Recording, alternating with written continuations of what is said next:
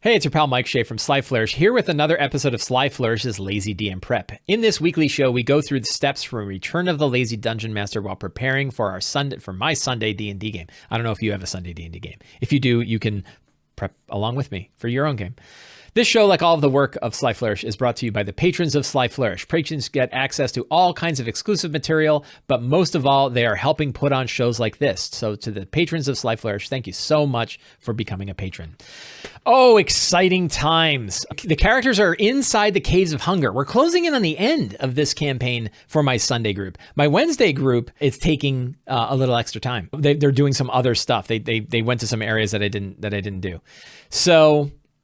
But this group is, they're zeroing in and they are going through the Caves of Hunger. They are headed to Yethrin. Really fun stuff, but they're, the scale, I like to talk about the yam-shaped campaign, right? The yam-shaped campaign to me starts narrow at the top. So it starts off narrow. It starts off in Bryn Shander. It starts off with the Foaming Mugs quest, then it sort of expands outwards. I argue that Frostmaiden, the way it works, it expands too quickly outward, too fast, where it's like, now you got 13 other quests. Which ones you do? By the way, you can only do 5 before you're out-level them all, right? It got too wide, and that means we need to narrow it down and say, okay, of the 13 quests, which of the 6 we want to offer, and they can throw 2 of them out, right? That would work. So then it widens out again when it goes to chapter 2 and they're exploring Icewind Dale and they're doing all that stuff. And then they have some options. And it's like, do you want to go to Grimskull? Do you want to go to do you want to go deal with the dwarves? The Sunblight dwarves? And do you want to go to the Caves of Hunger? Right. And in this case, and then it narrows back down. Okay, you've done 1 or 2 of those other ones, and then it narrows back down to whatever the final conclusion is. So I like that shape. I like that it starts in a place and it ends in a place, and then there's lots of options in the middle. In Rime of the Frostmaiden, I've had to kind of control the width of that the yam-shaped part, right? The wide middle. I've had to kind of condense that back down. But now I'm good, because now they're in the Caves of Hunger, they're going to Yethrin, and that's going to be the end of the campaign. So they have been traveling through the Caves of Hunger. Let's take a look at the Caves of Hunger. They made it up to the door. They went inside. I skipped all the stuff with the Reged tribes. For some reason, it just didn't grab me. I wasn't that interested in it. So the elk tribe the elk tribe and tiger tribe stuff can be interesting. That would be very interesting if you had characters who were part of those tribes. Otherwise, it's not really that interesting. They go inside. I replaced Professor Scant, which is this sentient orb, with Valish, well, not with Valish Scant, with the ghost that they picked up in Tourmaline that has been with him. That was another member. So I've been switching out some of these NPCs, which of course you should feel free to do in your own. NPCs that are interesting that your characters have picked up should be foremost, and then characters that they bring up here, you kind of throw them away. So they're inside the caves. Where's the big ass map of the caves? Let's open this in the new window, right? So we have the big cave map. Look at the size of this thing. Oops, I guess that's 2. So they came in through here. They just got to this area here, H5, right? They managed to climb through here. They fought some flame skulls. They got in here, and there they saw Rend Hollow. Rend Hollow is the caller for Tekeli-li, the vampire gnoll. Rend Hollow is a vampire kobold. So Rend Hollow is sitting there on a thing like watching, and they were fighting, what did they fight? Sturges. Not Sturges, ice mephits. A bunch of ice mephits attacked them. And he's smiling, and they're like, what are you smiling about? He's like, nothing. And then all of a sudden, a claw grabs the cleric and lifts him off the ground. He's like, oh, what? And there's Tekeli-li, this huge vampire gnoll standing there. And I want to make this one of the first times that Tech attacks them. I want Tekeli-li to... My goal is for Tekeli-li to be able to attack him a few times. Is that too prescriptive? Maybe the idea is too prescriptive. I don't know. Maybe when I say I want him to do X, that could be a sign of a problem. So we'll find out.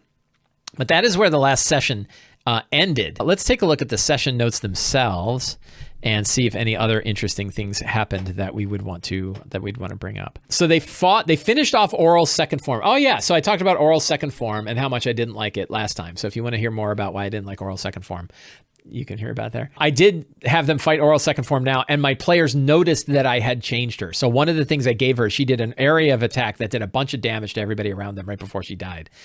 And that was sort of like a Matt Colville action-oriented, let the monster explode at the end. And one of my players was like, I wondered how you were going to make her a challenge. And then you did. And I was like, oh, shucks, you figured it out. So it was a little bummer that like the player knew that I had been modifying the monster. But hey, whatever. So they defeated Oral's second form, but I had to beef her up quite a bit. I basically gave her like an area attack blast thing.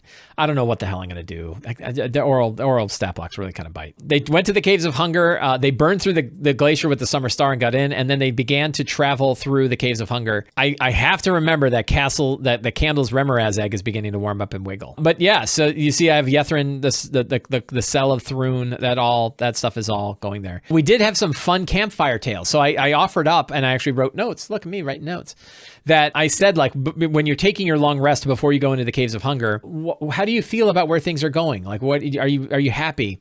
And so Perrin kind of started, Perrin, who's the conspiracy theorist, started this big talk. We kind of stood up and said, I came to the North to get away from people. I never in a million years thought that I'd be joining a corporate raider and a family of giants. And what a journey it's become. And in fact, there are aliens out there. I always knew there were aliens. And he goes on, and then everyone's like, yeah, that was great. What a great speech. Like, great. Like, push him to sit down because he's like getting crazier and crazier as he's talking. Candle talked about the fact that, it came to Candlekeep as a cub, the Bile Bears. Oh yeah, he told this bad joke.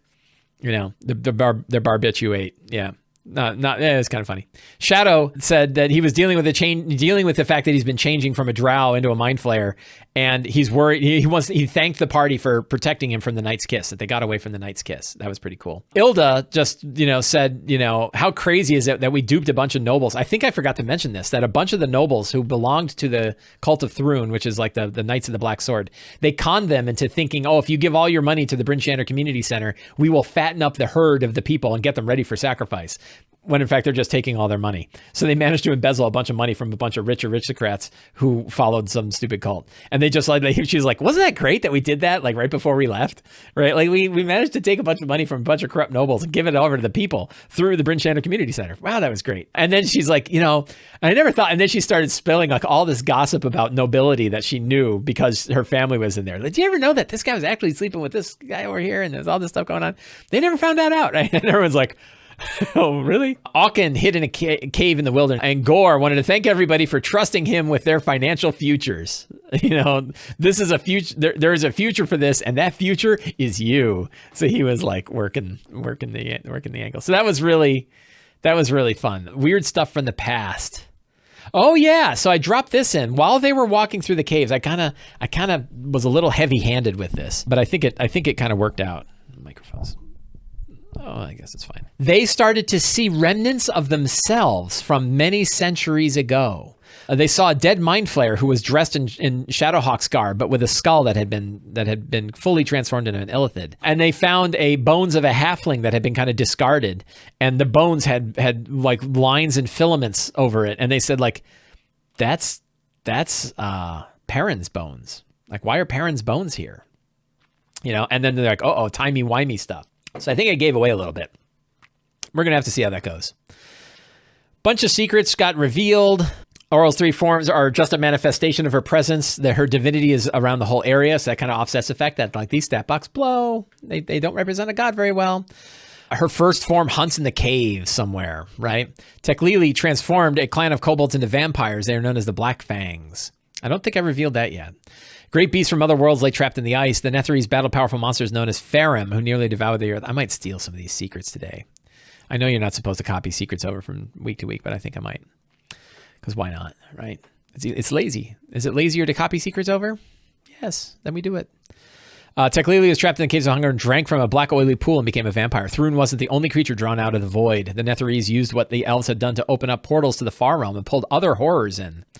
The Night's Kiss traveled down under the Caves of Hunger. They have a teleportation circle that takes them to Menzoberranzan. We're going to steal these. So let's set up a new session for today. It is the 31st, Halloween. What way to do Halloween than to have them fight a vampire? Go right down to secrets. Bang! We'll take out these 3 that have already been done. Bang! So I have 1, 2, 3, 4, 5. I have 7 secrets already done, because I'm stealing them from last week.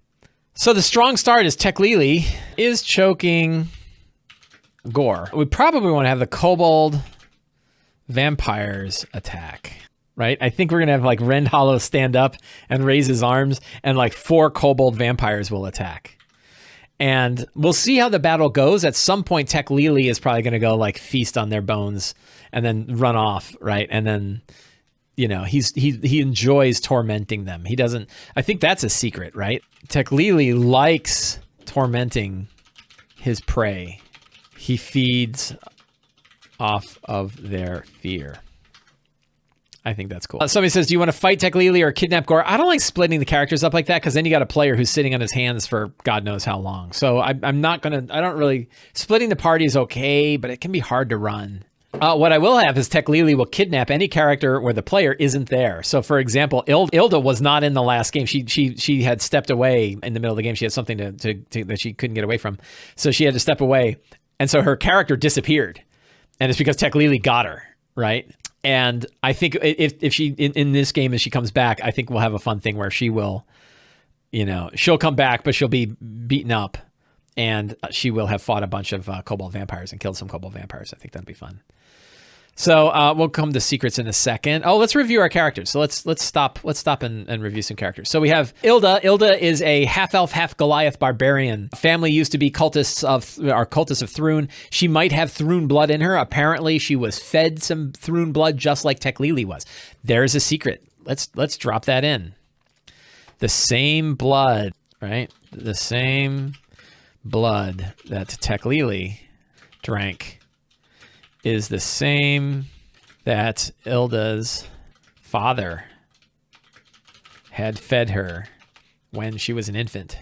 It gave her her strange barbarian powers. All right. And that is, every time she rages, she's getting closer. Ooh, every time Ilda rages, she's getting closer to Thrun. That's exciting. So that's Ilda. Shadowhawk is a half Mind Flayer, half Drow who is becoming a Mind Flayer and is being hunted by the Night's Kiss. They managed to thwart the Night's Kiss by leaving, but I think they might face other members of the Night's Kiss later. I think it might be kind of cool to run into a couple of Drow. So we could have like a couple of Drow spies of the Night's Kiss wandering about. Could be a fun encounter. So that's cool. Other characters. We have Auken Dawncaller. Auken is a Goliath. I think, the main thing with Auken, a Goliath fighter, he has seen, he has been to Yethrin before. I don't remember if we have that as a secret in here, do we? No, so we'll add a secret. Auken has been to before. Gorwan Alcazar, member of the Grey Castle mercantile family, went through the trials and thought he might lose his name, but then contacted his family who still recognized him. So he's like, oh, I'm okay. But I still think it'd be fun if he has like a situation where he has to give up everything, right? Because I think that's what he's going to have. We have Perrin Fat Rabbit. Perrin is a halfling ranger / Twilight cleric, although I nerfed the Twilight cleric for him. I can talk about the nerf if you're interested. Ranger Twilight cleric who is a conspiracy theorist and was kidnapped by Mind Flayer. I don't know that Perrin... Oh, we found Perrin's bones. We'll have to see. Candle in the Dark is a former member of the Xanathar Guild who fled north to avoid getting hunted down by them, and during his trials had visions of him selecting his parents for the murder by the Xanathar, and that freaked him out. And those are the characters. Things are pretty good, right? Like oh God, I just clicked the wrong thing. No, I don't. Delete. So I've got a good strong start, but we're gonna have to think about what to do with Tekeli-li because the stat blocks suck. So we're gonna have to figure that out. 1, 2, 3, 4, 5, 6, 7, 8, 9. I got more secrets. I'm already good on secrets, but more secrets might come up. So what did I do about the Twilight Cleric? So for the Twilight Cleric, because I had not, as soon as I found out that one of the players had multi-classed into Cleric and took Twilight Cleric, I said, oh, we need to have a conversation offline. And so we did. And I said, I've run with the Twilight Cleric before, and it is a completely broken class, in my opinion. And how about if I offer you an alternative ability to Twilight Sanctuary, which is instead of it just dumping temporary hit points out all the time, it is a one and done. You fire off your channel divinity. Everybody that is nearby gains 1d8 plus your level in temporary hit points. And then it's done, right? And he said, okay, that's fine. And then he's been using it. So what that tells me is if I nerf an ability and that ability is still being used regularly by the player, that means it's probably okay. If he stopped using it and said, no, it's not as good as Turn Undead, I'd rather have Turn Undead, right? Then he probably wouldn't use it. But he's like, no, I'll use it because I get to dump 9, 10 temporary hit points on everybody in the group, right? Like that's useful on its own. It tells me that Twilight Sanctuary should have been a one and done ability rather than this constant ongoing, like everybody gets, 9 temporary hit points every turn. It's such a disaster. It's really like the design on it. I have run with it. I have played it and I did not like it. It made it harder for me as a DM in multiple ways. It made battles longer because everybody had to remember to do it. And it's like a new action on everybody's turn. And it meant that like every battle is not a challenge because you're just boom, boom. Every attack is offset essentially by like 8 temporary hit points, right? It's crazy. You aren't there when your players do their leveling up. No, I usually tell them they leveled and then we usually do it between sessions and then they come in and they do it. So yeah. Fantastic locations. I just have Caves of Hunger. So luckily I don't have to worry about what's going on there. And let's see, NPCs, we have Rend Hollow, we have Tekeli-li, we have Janth. Janth Alwar is the ghost that is their friend and telling them all kinds of stuff. Any other NPCs? I'm not sure if there's any NPCs in the caves themselves. Monsters, we have like probably a couple of Drow veterans, right? Let's take a look at, let's see, Drow. Maybe we have a Drow elite warrior and a Drow mage that are kind of wandering around, right? There's our elite warrior. I don't know why I'm not going to bother to link them because I just do them in the encounter builder anyway, so I can roll the dice. We have Tekeli-li the vampire. We have kobold vampires and then other monsters. We have a Remoraz, right? So that's secret, right? Which I needed to remember. I keep putting all the important ones up top and then another one supersedes it. Candles, we need to have this as a scene, right? Candles, Remoraz egg is wiggling and growing hotter. You have a brand new Strahd to test out for Tekeli-li. I don't have it because they are very different kinds of creatures. So I don't think the Tekeli-li version will be the same as the Strahd version. I think there might be an opportunity for Candle to use his Remoraz to get out of being killed by a full-size Remoraz, maybe. He's like, here's your baby. We'll see. I don't know how that's going to work out. Bunch of different monsters. Treasure, I think I'm just going to stick within the book, but I'll drop some relics in. So let's take a old figurine of the Triad of the Wolf that casts Revivify. That's a real good one. All right. That's a good relic. What other relic do we have? Freezing Egg of Lovitar. Oh, Ruined Coin of Joaquin that casts Polymorph. Warm Jewelry Chest of the Illithids that casts Globe of Invulnerability. That's pretty cool. Pulsing Opal of Oral that casts Death Word. These are some cool ones, right? I love relics. I love randomly generating relics. So there's some 3 relics that I might drop in as we go. Relics are single-use magic items. They're sort of like scrolls, but they're tied to like a cool item and they have some kind of flavor to them. And you essentially give them, anybody can use them. They can use it once and then the effect is gone. So it's a nice way to drop like a powerful spell like Globe of Invulnerability, which is a level 6 spell, or Revivify. It's only level 3, but this one has a no component cost, right? You can just use it. Handy to have these things around. So that works really well. All right. So I've got, I hammered through the 8 steps and I don't even know how long I've been talking. Not very long, 20 minutes. To get the 8 steps done. And I feel pretty good about what I've got here. The only thing I don't feel good about is Tekeli-li. What are we going to do about Tekeli-li? So I think I'm going to have to mix a couple of stat blocks. So we have the vampire and a couple, there's a couple things. So I think using the standard vampire stat block is for Tekeli-li would be fine with a couple of changes. One is that his unarmed strike attack is going to do an extra 3d6 damage. Right? Or maybe 3d6 or 4d6. 3d6 is 10, 4d6 is 14. How mean do I want to be? I don't know. I think we'll start off with 3d6 and see. So his unarmed strike will do an extra 3d6 necrotic damage. He can, instead of dealing, and we're going to change this to instead of dealing the slashing damage or the bludgeoning damage, he can grab them and grapple them. Right? And then he could bite. And the bite is there too. I think I'll probably increase the bite damage. So that's pretty good. Then I think we're going to skip a lot of these abilities. The vampire is so big. I can't wait to see a new vampire stat block, but we'll see. I'll say one thing. 5th edition D&D has been out for like 6 years now, right? And I have yet to find a first party or third party vampire that I really like. They're either too complicated and too gitchy and they break down in certain areas. They don't feel like vampires in a lot of cases. They don't have the same risk. I haven't found a single vampire stat block that I've liked. Now I'm probably being picky, right? Because I love vampires are like my favorite monster. Even the Kobold Press ones. I took a look at the Kobold Press ones and I love Kobold Press very much.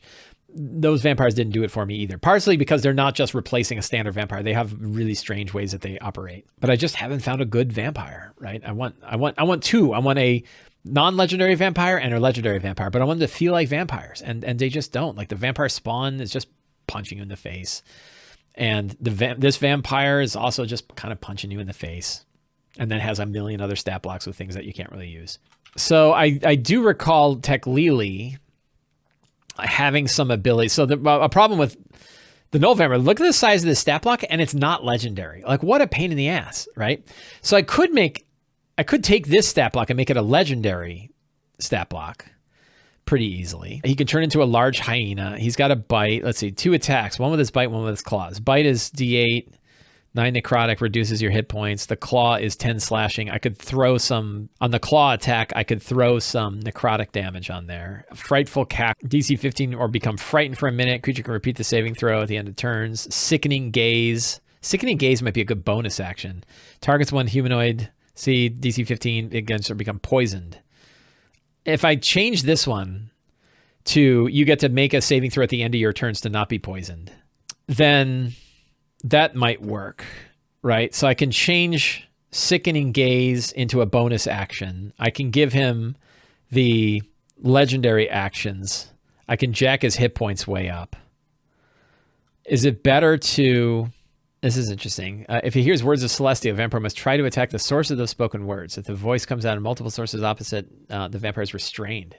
That's weird. That's weird. Otherwise, it moves to attack what it perceives as the closest source. So if 2 people are speaking Celestial, you restrain the Null Vampire. It's interesting, but that seems like a bit much. So the question I've got, is it better to use the Null Vampire stat block and make it legendary, which is pretty easy to do? Or is it better to use the Vampire stat block and steal some of these abilities? I think the answer is I'll use the Null Vampire and make it legendary. I think that's easier to do because I can memorize I can easily memorize the things that it can do. I can easily memorize the things that it can do as a Null Vampire. So I think we're going to do that. I think I've decided. And then, yeah, so the key, like, you know, one of the things I'm a big fan of, like, any tools that you can do in your head, I think work well. And this is one that you can just do in your head, right? What do we need to do with the Null? Well, beefing up hit points, that's easy, right? Give him a bunch of extra hit points. 93, that's CR8.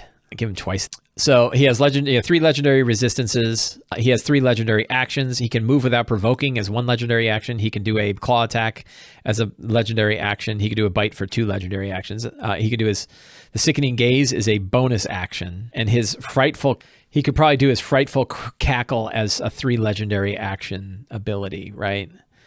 Wisdom saving throw, or you should be able to just do that, right? They should be able to do that as on top of his multi-attack. You know, sort of like a dragon does. The idea that his whole action would be the frightful cackle.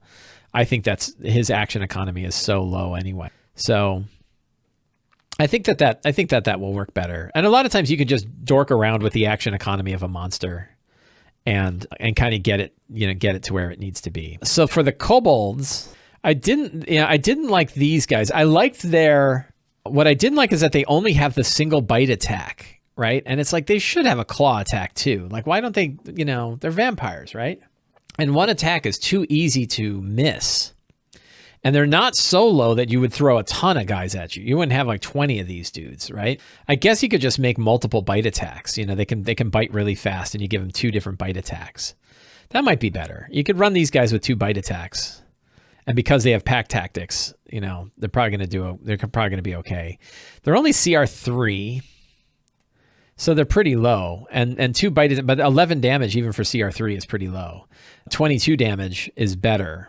You could also increase this 5 points to 2d6, 7, or even 10, 3d6. But maybe this is better. 2d4 feels low. So I would probably increase this to 2d6 and give them 2 bite attacks just for ease. It'd be better if it's a bite and a claw, but I don't feel like doing a whole extra claw attack. I don't feel like, I'll just take this one. So again, that way they're closer to they're pretty dangerous. And how many, maybe they fight 4 of these guys, which is a fair bit of guys, but they're also turnable, right? And their wisdom sucks. So, somebody might throw a turn undead on them. So maybe we'll throw 6. What is a vampire spawn? If we look at a straight vampire spawn. So they are CR5, right? And they get 2 attacks with a pair of claws and potentially a bite. I like to throw necrotic damage onto these claw attacks to make it feel more vampiric. Again, 3d6 for 10 necrotic would be pretty good. 2d6 for 7 is not so bad. Definitely makes them harder. You can actually just roll the one down here, right? And then for a kobold, you can have their hit points to 40 and then give them pack tactics. And then run them at about this stat block, and that I think works pretty well too. So you can really use the vampire spawn as a straight one. Wisdom saving throws a little bit better. That's not bad. So which is better, vampire kobold or vampire spawn? I think I'll probably stick with vampire spawn and then reduce the hit points to 40 instead of 80. Give them pack tactics and add necrotic damage onto their claw attack. That can work. That can work pretty well. Vampires are meant to be dangerous. So that's going to be the real hard fight. Now, of course, because I'm tweaking these monsters so much, I have no idea what the challenge rating is. So Meeple says, have you ever thought about making a bestiary? No, I actually do. And why don't we, let's take a look at it. Because I did write a vampire guide. Sly Flourish's Guide to Vampires. Sly Flourish's Vampires. So myself and Chris Sims, noted RPG designer Chris Sims, wrote a free guide, which I will link, to it's a free PDF, 11 pages, called Sly Flourish's Vampires. And they've been tested, they've been designed and developed, they are real things. And we have things such as feral vampires. I don't have one for mummies, no. I don't like mummies as much as vampires. And I have, let's see. So feral vampires are weaker ones, CR 13, 27 hit points. They can spider climb, 2 attacks, only one of which can be a bite, 4 slashing damage, or they can grapple, and the bite is 5 plus 3 necrotic. So they're just weaker versions of vampire spawns. The bonded vampire was one who was like bound by mortals, right? And I took this directly from Darkest Dungeon. These like chained, screaming, weird vampire things. Then I have vampire assassins, vampire duelist and mages, the blood knight, really powerful, like a vampire death knight kind of thing. Vampire blood mage, blood mist vampire, and the ancient one, a CR 22 vampire spawn, which is actually shockingly effective on just a single stat block. 266 hit points, despair aura.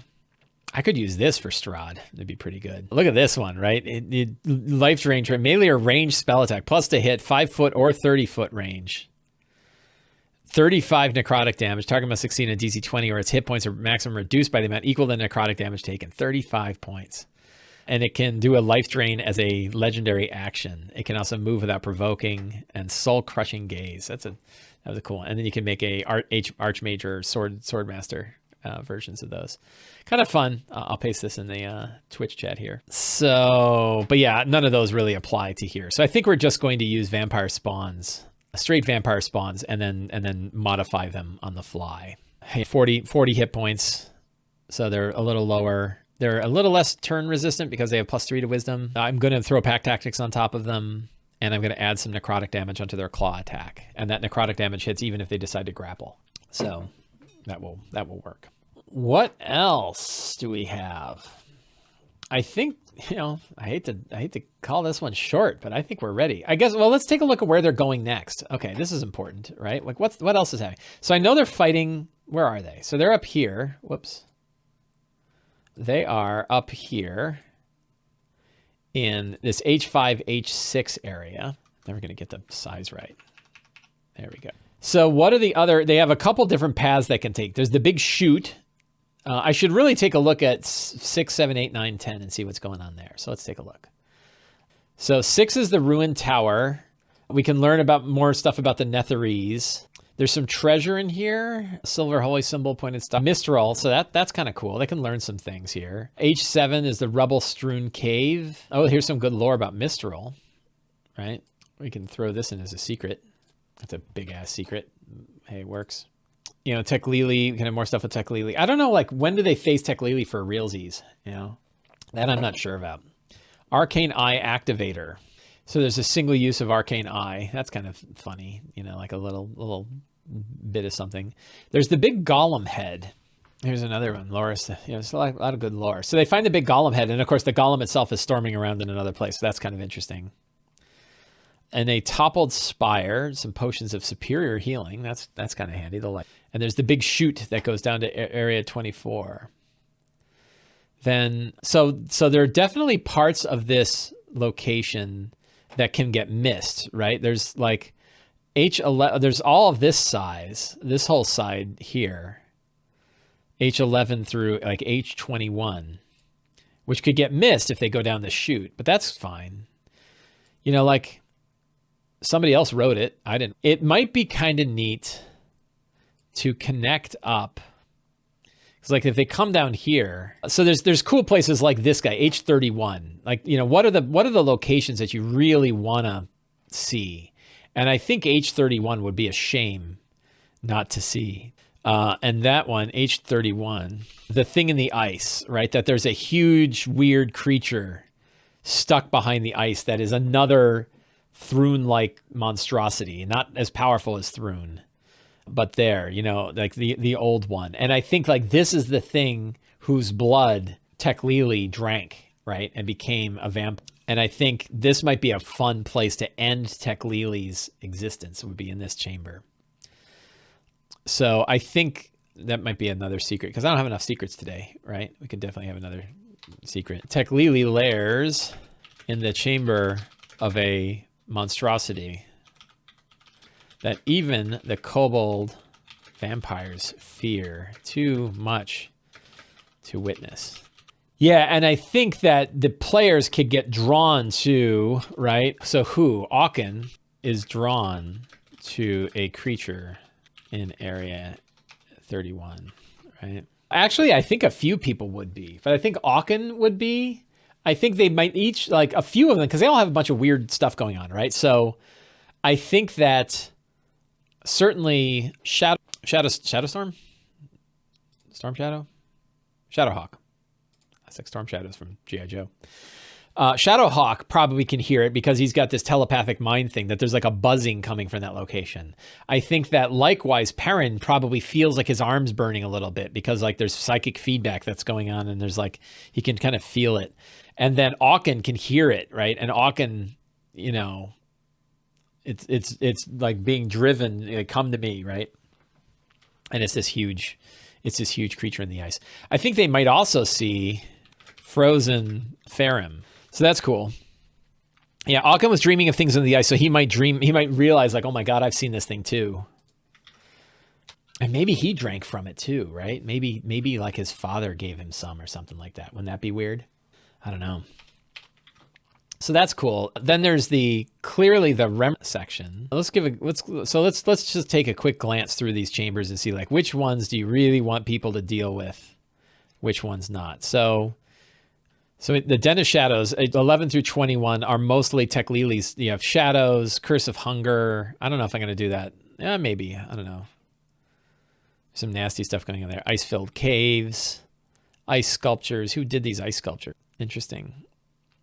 Darakath's Doom, a wraith of the Netherese, right? So that's kind of interesting. Mantle of Spell Resistance. Woo. And a Staff of Charming. I don't know if I want to give that up. That's pretty great. That's pretty powerful. The Staff of Charming is kind of interesting, except I don't know. I might not do the Staff of Charming. Is there another cool staff? Staff of Lightning items. Is it time for a Staff of Power? Cone of Cold, Fireball, Globe of Vulnerability. That's a lot of stuff to give. That's really a tier 3 thing. I don't think we want to drop that in tier 2. Too many of its spells are. The Staff of Defense is always appreciated. That would be, I know our sorcerer would certainly love that. Maybe we'll do a Staff of Defense. Nice straightforward thing. We can stop him from getting beaten. All right, what else we got here? Ice caves. Ooh, a slot. Yeah, the slot thing bursts out. Den of the Vampire Spawn. That's kind of cool. Snow golems. Wonder what made the snow golems. Den of Death. So lots of neat things, but I think like I'll just let them sort of explore this place, right? And see what they do. Here's the Drow Elite Warriors, right?